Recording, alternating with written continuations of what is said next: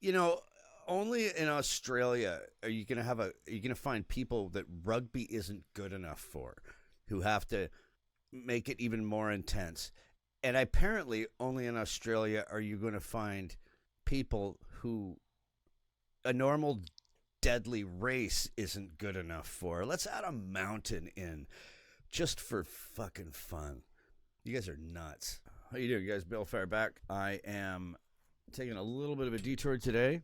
I've had a hiatus of about a week here. I don't usually like taking that much time off from videos, but I had some stuff I had to take care of. And in the meantime, I got a request from one of my Australian subscribers to check out something called the 10 Motors. I have no idea what this is. Never heard of it. He asked me if I like NASCAR, and I said no. But I told him I did like auto racing. I like Le Mans, and basically I like racing that doesn't involve driving in a circle for 3 hours. And he said, well, picture like kind of a stock car with mods racing on a mountain. And I was kind of like, well, that sounds interesting. So I got another rugby video I'm going to put together tonight, so that'll keep coming. The rugby will keep coming, so don't worry about that. But this sounded interesting, so I thought I'd give it a shot. 10 Motors. No idea what to expect here. You know what? You never forget it. You never forget it because there's nothing like it. This is Mount Panorama. This is Bathurst. As soon as you head out on this mountain, it is total commitment for every single millimetre. Looks like last cars are gridded up now. If you can't make the judgment call 120 metres into 1,000 kilometres to just be a little bit sensible, don't start the race. The Super Cheap Auto Bathurst 1000. What is so crazy about this race? To turn one. Other than it's on a mountain. Don't get caught up in the moment. Ooh. The moment is 6 hours later. 6 hours? Every single time you exit the pit lane, you grab your belts and you tighten them. And every other lap you think of it, you tighten them again. And after a pit stop, whether they've changed the brake pads or not, tattoo it under your eyelids. Pump the brake pedal, because if they put the pads in and you forget, fuel on the road, ooh, you're a goner. Yeah, Griffin's Bend, right? It's one of the toughest on the circuit. If you don't get this one... Oh, that's tight. Psychologically, you're gone for the rest of the lap. It's about 260 on the way in, remember? And you've got to knock off 30 k's an hour. But you've got to do that on the bumps on the way in. But let me give you a tip. When you're challenging for Griffin's Bend, either make the commitment or get the hell out of it. We're approaching the cutting. If I can't tell you anything simpler than this, there is one racing line up there. Oh. Make sure you're on the tram tracks. There is no room to put your front right tyre even a foot outside of where it needs to be. Oh, that's a narrow. Whoa, look at that bottleneck. Idiot, I'm sorry. Oh, man. Look at that turn. When we come up, holy shit. You need to hug the wall. Put the car right over there, hard on the wall, but be careful. Don't overuse the curb on the inside. It'll feed you into the wall. Wow. Oh, look at the hills. This is a great part of the circuit where we go from going up the hill and we transform to going down the hills.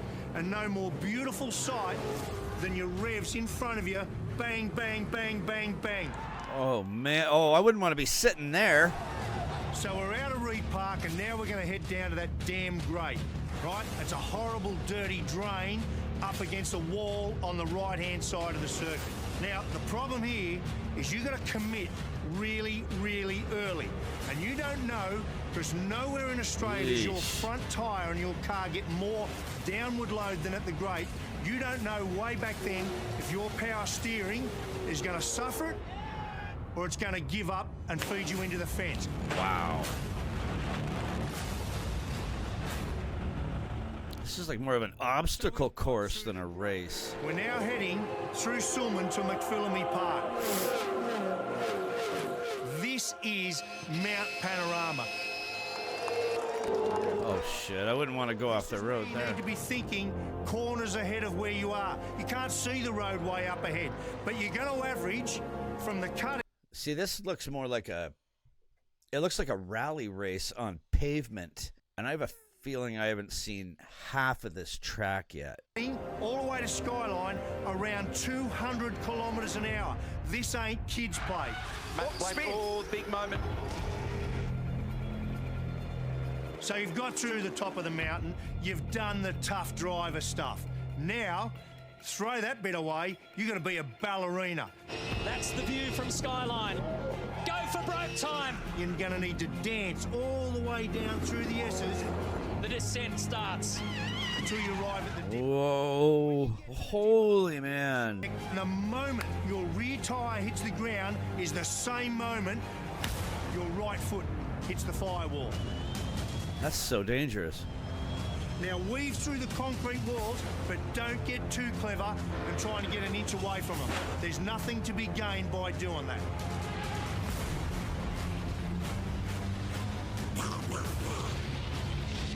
Wow. Forest elbow.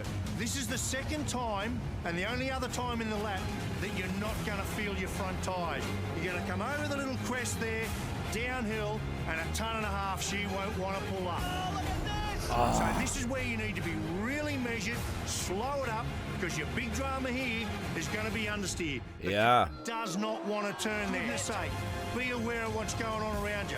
If there's one gap you can leave open for your competitors, it's right there. Yeah, no doubt. Think about this. You need to either position yourself out right, commit yourself to Conrod Straight and your top speed, or you're going to need to defend, because that is one of the great spots for attack. And if you're going to defend, there is nothing surer you are going to compromise. Holy shit, they're fucking moving. If you're going to defend, you defend. You block him, you pull him up, so you get your foot to the gas first. This is wild. This is as fast as it gets. 300 kilometres an hour.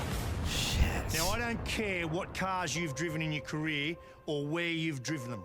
There is nowhere else that you're going to go where 1.5 tons of race car at 300 kilometres an hour actually feels like 1.5 tons of race car at 300 kilometres an hour. I'll bet. And you're approaching what is the fastest corner in Australian motorsport, the Chase. You want a tough bit of roadway? That's it. You want to talk about commitment? This is fucking nuts, man. I think the only thing I've seen that compares to this kind of danger is probably that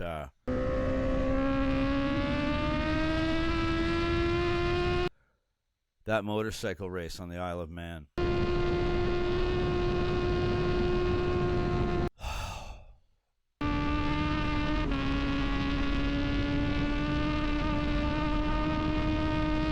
Wow, this is wild. This is absolutely wild. In Australian motorsport, the Chase. You want a tough bit of roadway? That's it. You want to talk about commitment? This is it. That's It's an fucking almighty crash. nasty. You're going to compromise your lap. Where do these people come from that do this? Is this an Australian thing? You guys are fucking crazy. So you need to use that every lap. And why do you need to do that? You need to get the car around there. You know, only in Australia are you gonna find people that rugby isn't good enough for. And apparently people who a normal deadly race isn't good enough for. Let's add a mountain in. I have never been so fucking scared in my entire life. You guys are nuts. At 300 kilometres an hour, do not lift your right foot off the throttle until the car is squared up, and when it is, and only then, you put your foot on the brake and you push it so damn hard that you want to bend the brake pedal. He goes, he's into the side of him. They run into each other. Oh, no, they're all gone. Ooh. This is huge in Australian motorsport. We must come back! So you've got 6 kilometres of the 6.213 kilometre circuit done. Do not get it wrong here. That's a decent track. Wow. Finish the job right now. Will Davison might get this done. Nothing in it. He wins it by a car length. So that That defines this mountain. That defines this race. Are the people crazy enough to race You it? can't first beat the mountain. You will never win this race.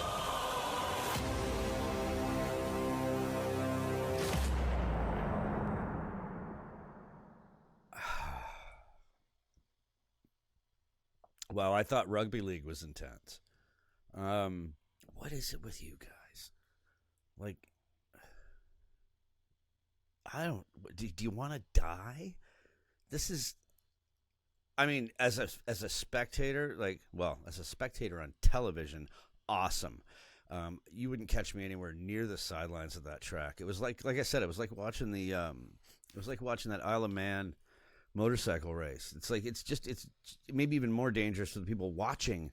Yeah, I think the best comparison I could make to that would be rally on pavement, and obviously because it's on pavement, way fucking faster. Man, thanks for throwing that my way. Who was it that threw it my way? It was who was it? He's right here. And a very one of my first subscribers. Awesome. Like, had some great conversations with him in the comments. Sorry, I couldn't remember your handle on the spot, but I did remember what you had suggested that I come and watch. So thanks, brother. I really appreciate that. That was awesome. To all my rugby watchers out there, there's more rugby coming. I got a union video coming up. And once again, I'm going to be streaming Game 1 State of Origin on May 28th. So I'll be online. So if you're good enough to throw me on in the background while you're watching State of Origin, that'd be great. And join in the chat. And watch me be baffled by more crazy Australian sports. I love all you guys. May you all find water and shade, and I will see you on the next one.